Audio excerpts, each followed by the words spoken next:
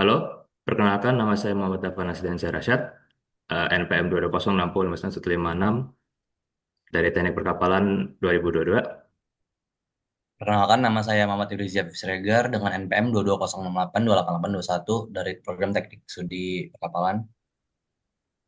Oke, dan saya Muhammad Taufiq Al-Faruqi dengan nomor NPM 2206059212 dengan program studi juga teknik perkapalan.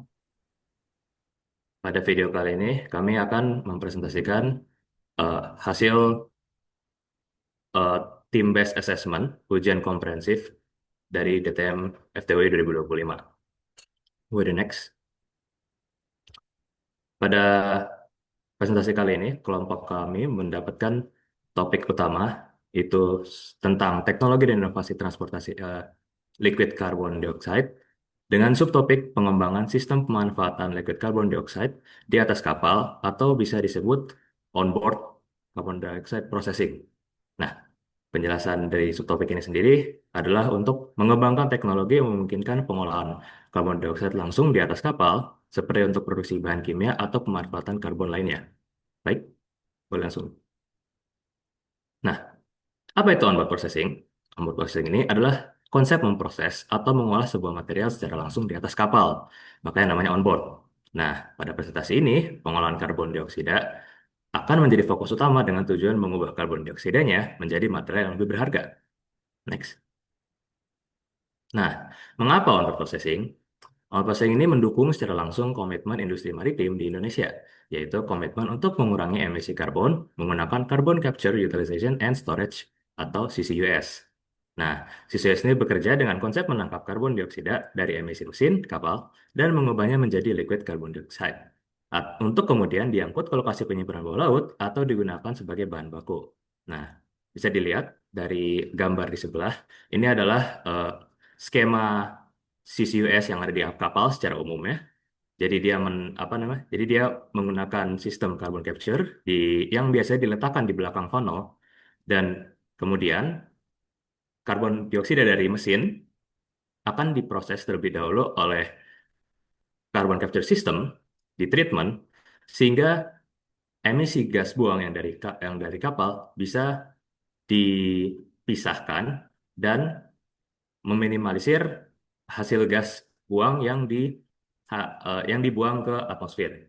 Nah, hasil yang sudah difilter ini ya bahasanya itu akan diubah menjadi liquid dan disimpan di atas tangki penyimpanan eksternal di atas kapal.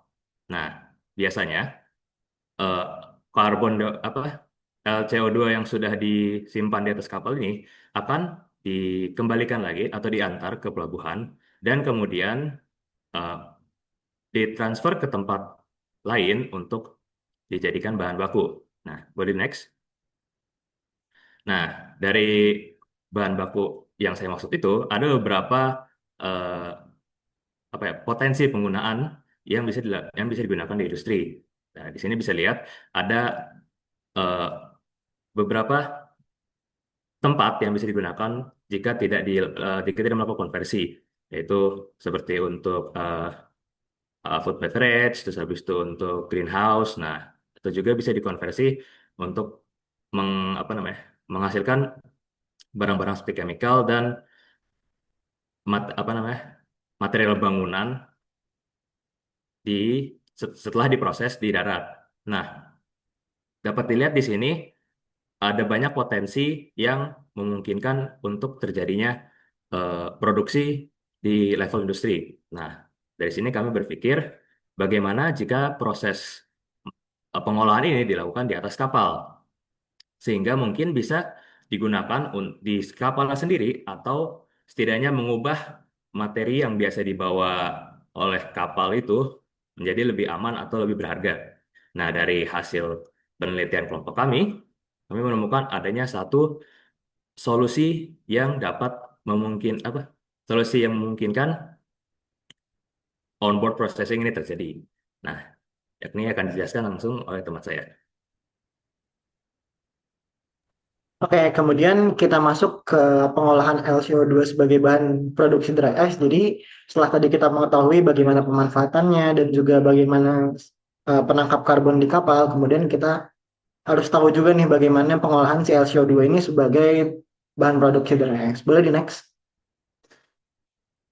Nah, jadi kita punya 3 tahap dalam pengolahan LCO2 ini.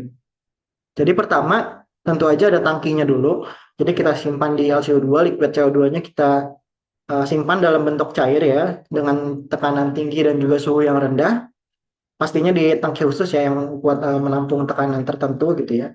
Kemudian setelah liquid CO2 ini sudah tertampung di tangki, LCO2 ini dimasukin ke mesin pelletizer dan dilepaskan tekanannya ke atmosfer gitu. Nah, karena tekanannya menurun gitu ya, sebagian CO2 langsung menguap menjadi gas dan sebagiannya membeku juga menjadi salju atau CO2 yang udah bentuk salju. Jadi tadi pertama setelah disimpan kita ekspansi jadi salju CO2.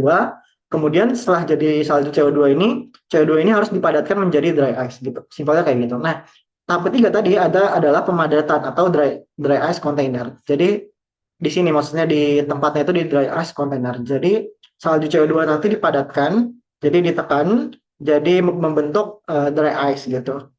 Atau bentuknya blok atau slice dan lain-lain. Kemudian dry ice ini dikumpulkan dan disimpan di wadah berinsulasi untuk mencegah sublimasi yang terlalu cepat. Kira-kira pengolahan LCO2 menjadi dry ice seperti ini simpel. Oke, boleh di next. Nah, kemudian setelah kita udah punya nih dry ice-nya, kira-kira bisa buat apa aja sih? Nah, ini adalah penerapan langsungnya yang sebenarnya tadi juga udah diterapin, diceritain juga, tapi ini fokusnya ke dry ice-nya, bukan ke CO2 lainnya gitu ya. Oke, jadi di industri medis juga dijelaskan kalau misalnya dry ice ini bisa digunakan dalam hal-hal bedah minor gitu ya, terutama di bidang-bidang dermatologi. Terus juga ini bisa menyimpan buat sampel-sampel biologis kan menjaga suhunya tetap dingin, terus juga kualitas sampelnya jadi mengurangi resiko gitu ya. Kemudian yang kedua ada di industri makanan, pastinya untuk menjaga kesegaran makanan buat produksi dan juga penyimpanan. Kemudian yang ketiga ada pengiriman barang. Jadi dry ice ini bisa digunakan untuk mengirimkan barang-barang yang sensitif terhadap suhu gitu. Nah, kemudian dry ice ini juga bisa buat blasting buat membersihkan tekanan di permukaan-permukaan ini. Boleh di next. Oke, kemudian kita masuk ke analisis pasar dry ice. Tentunya ketika kita ingin menjual produk atau memiliki produk, kita harus market research dulu nih, kira-kira pasar dry ice itu seperti apa. Ternyata setiap tahun pasar dry ice itu terus berkembang gitu, demand-nya terus berkembang, permintaannya naik gitu ya, dari kebutuhan apapun gitu. Nah, kemudian, jadi di sini kita bisa lihat ada 3 nih tren pasar dry ice-nya, ada di logistik and cold chain gitu ya, terus kemudian e-commerce juga, dan juga terakhir ada di distribusi farmasi gitu. Oke, next. Baik, berikut setelah kita analisis pasar, kita juga dapat tren-tren ya sebelumnya. Dan sekarang kita menganalisis pasar menggunakan dari Global Dry Ice Market Share by Application. Di sini terdapat distribusi pasar di mana industri makanan dan transportasi dan penyimpanan menjadi yang terbesar. Eh, Industri makanan 28,7% dan transportasi dan penyimpanan itu 21%. Ini merupakan sektor-sektor utama yang menggunakan dry ice. Ini menggunakan peran utama dry ice dalam menjaga produk perishable tetap aman selama transportasi dan penyimpanan.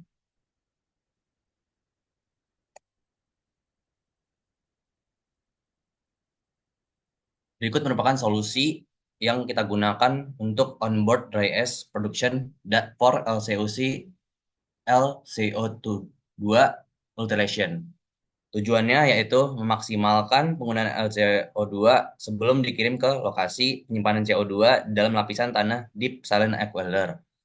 Lalu cara kerjanya, kapal membawa liquid CO2 ke pelabuhan seperti Tanjung Priuk, di mana CO2 tersebut digunakan untuk memproduksi dry ice.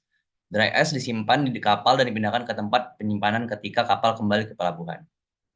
Untuk manfaatnya sendiri, solusi ini bermanfaat untuk industri makanan dan minuman serta transportasi, menyediakan solusi penyimpanan dan transportasi yang efisien. Berikut merupakan skema alur produksi dry ice. Dari awal tuh di liquid CO2 storage di Pelabuhan Tanjung Priok. Lalu diangkut oleh kapal khusus pembawa LCO2, lalu diolah menjadi LCO2 menjadi dry ice di atas kapal. Lalu ditransfer ke terminal, diterima oleh terminal, lalu ditransfer menggunakan pipa untuk dimasukkan ke dalam lapisan tanah deep saline aquifer. Lalu kapal dibawa kembali ke Pelabuhan Tanjung Priok membawa produk rice dan diturunkan di storage pelabuhan. Proses ini melibatkan pengangkutan CO2 kapal yang kemudian di dry ice diturunkan dan dipindahkan penyimpanan untuk digunakan di industri terkait. Proses ini memastikan pemanfaatan CO2 yang efisien dan mengurangi pemborosan. Hal ini juga memastikan pasokan dry ice yang terus-menerus untuk sektor-sektor industri yang membutuhkan. Berikut merupakan kesimpulan dari presentasi ini. Presentasi ini menjelaskan peran kapal dalam mengangkut CO2 untuk produksi dry ice dan solusi dalam pengolahan emisi karbon. Proses ini memiliki implikasi besar untuk industri dan mengandalkan barang yang sensitif terhadap suhu. Untuk standar keamanannya sendiri, tingkat keamanan yang tinggi sangat diperlukan dalam pengangkutan CO2, terutama di dalam kapal. Sistem yang digunakan harus sesuai dengan peraturan internasional untuk mencegah resiko kebocoran CO2. Untuk keberlanjutannya, solusi sebelumnya itu berkontribusi pada pengurangan emisi karbon di industri pelayaran, sekaligus memberikan manfaat bagi industri seperti F&B dan transportasi. Berikut merupakan referensi yang digunakan untuk menyusun presentasi kami kali ini. Sekian dari kelompok kami, dari kelompok 20. Terima kasih, mohon maaf bila ada kesalahan.